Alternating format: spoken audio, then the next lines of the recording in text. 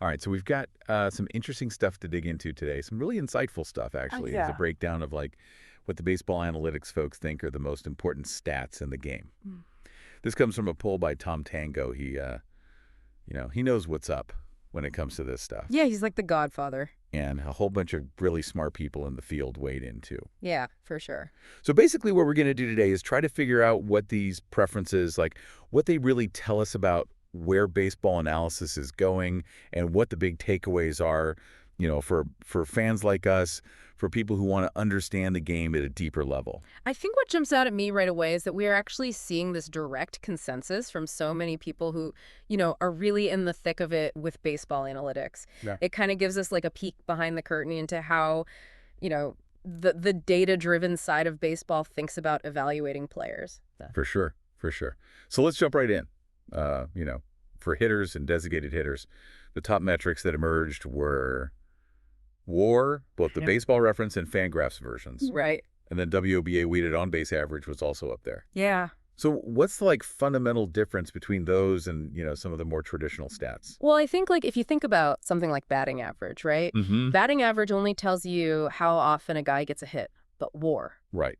it tries to give you a single number that kind of summarizes all of a player's value, so offense, defense, base running, you name it, Mm. and tells you how many more wins that player contributes compared to like a replacement level player, like someone you could just call up from the minors. Okay. So it really gives you a much more complete picture of their overall impact on the game. Gotcha. wOBA, on the other hand, takes every offensive result, hits walks, hit by pitches, you name it, Okay.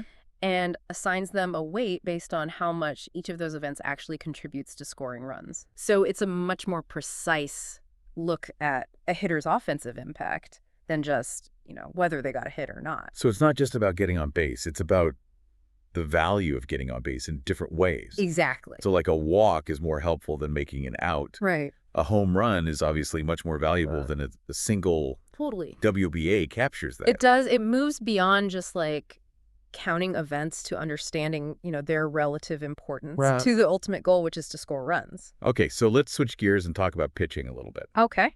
So for pitchers, the preferred metric was Fangraphs WAR. Mm-hmm.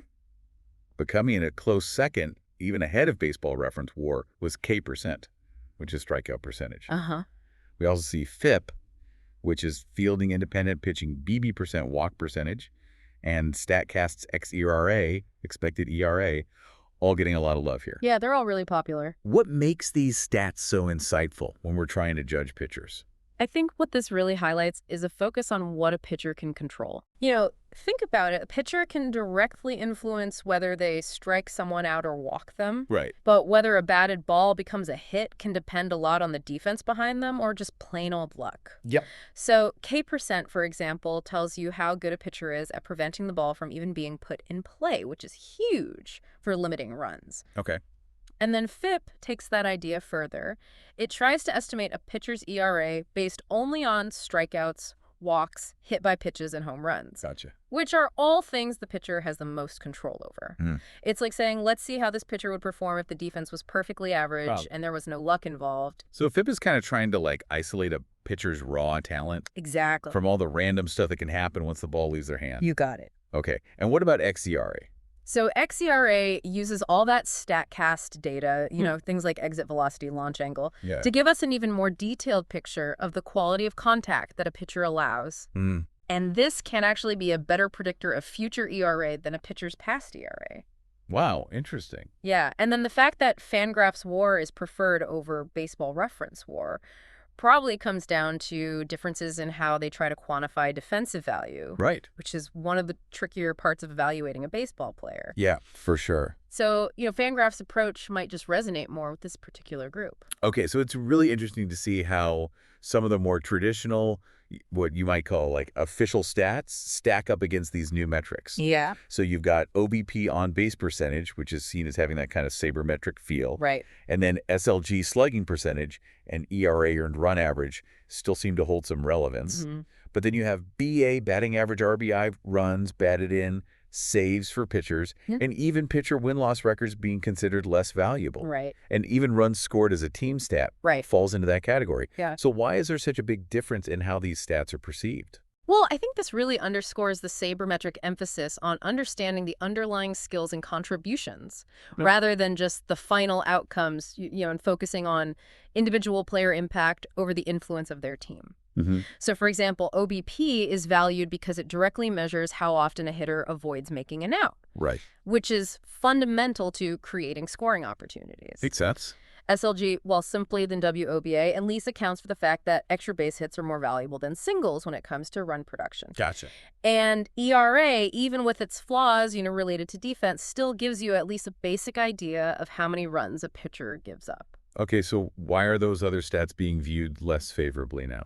Well, if you look at batting average, for instance, Hmm. it only looks at hits compared to at-bats and completely ignores walks, which are a positive offensive outcome. Right. Yeah. RBIs are so dependent on a player's teammates getting on base ahead of them. Yeah. You could have two players with the same skills but drastically different RBI numbers just because of who's hitting in front of them. Right. Makes sense. Saves are kind of a narrow statistic for relief pitchers. Hmm. They really only focus on the end of close games and don't necessarily reflect their overall effectiveness throughout the season. Gotcha. Pitcher wins and losses are almost entirely determined by the team's performance.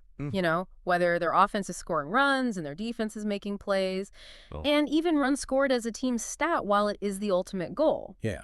It doesn't really tell you which players were responsible for getting on base and driving in those runs. Okay. So basically, this poll tells us that the analytical community prefers metrics that isolate a player's individual contribution and have more predictive power for future performance. Gotcha. Yeah, it's all about getting a clearer picture of like their actual skill set. Exactly. Okay, so let's talk about catchers now. Okay. The standout stat here was framing, Yeah. which is how well a catcher receives the ball to get strike calls. And there was less emphasis on things like blocking and throwing. Right. What does this tell us about how catchers are being evaluated through this kind of sabermetric lens? Well, framing is interesting because the data has shown that it can have a really significant impact on run prevention over the course of a season. A catcher who is really skilled at getting those extra straight calls can basically erase hits and walks. Wow. Yeah, it's pretty crazy. That's pretty amazing. It is. And the fact that it's being prioritized over more traditional defensive skills like blocking pitches in the dirt or throwing out runners suggests that, this group sees framing as a crucial and perhaps historically undervalued aspect of a catcher's defensive contributions. Interesting. Yeah. So while blocking and throwing are still important, the impact of framing on, getting strikes called directly influences the outcomes of plate appearances. Right. And ultimately affects run scoring. Makes sense. It kind of highlights how these subtle skills, when you can actually quantify them, can be recognized as super valuable. So what does all of this mean for someone who, wants to understand baseball at a deeper level? Yeah. It seems like the real focus in advanced analysis is on these more comprehensive metrics. Right. Like WAR, which tries to give you an overall picture of a player's value and to move away from some of those simpler, more traditional numbers that we've been using for so long. Totally. And you can see how different stats really emphasize different facets of the game. For pitchers, it's about run prevention, things like K% FIP, xCRI. And then for hitters, it's about generating offense. So WAR, wOBP. It raises a really interesting point. What's that?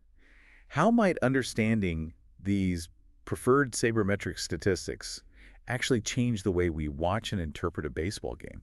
Yeah, that's a great question. Maybe you'll find yourself paying closer attention to a hitter's on-base percentage or a pitcher's strikeout rate. Totally. Because you're recognizing their importance in contributing to wins, even if they don't always show up in the traditional box score. Right. It's not always about the flashiest stats. Exactly. And here's where it gets even more interesting. When you consider that even with these advanced metrics like WAR, there are different ways of calculating them. Yeah, like you mentioned with baseball reference versus Fangraphs. Exactly. Yeah. It really underscores that even in this data-driven world, there isn't always one single absolute truth. For sure. The discussion and refinement of these statistics is a constant evolution. Definitely. Different analysts might weigh various aspects of the game in slightly different ways. Right. It's all part of the ongoing conversation. Exactly. So one final thought-provoking question for you. Okay. With the explosion of data in sports, how might these analytical approaches continue to develop and potentially even influence how we evaluate performance and make decisions in other fields? Ooh, that's a good one. Beyond just baseball. Yeah, I mean, think about it. Areas where trying to quantify and predict success is really important. Right. It's going to be really interesting to see how this all plays out. Absolutely. All right, that's all the time we have for today. Great talking to you. Always a pleasure. Thanks for listening, everybody. See ya.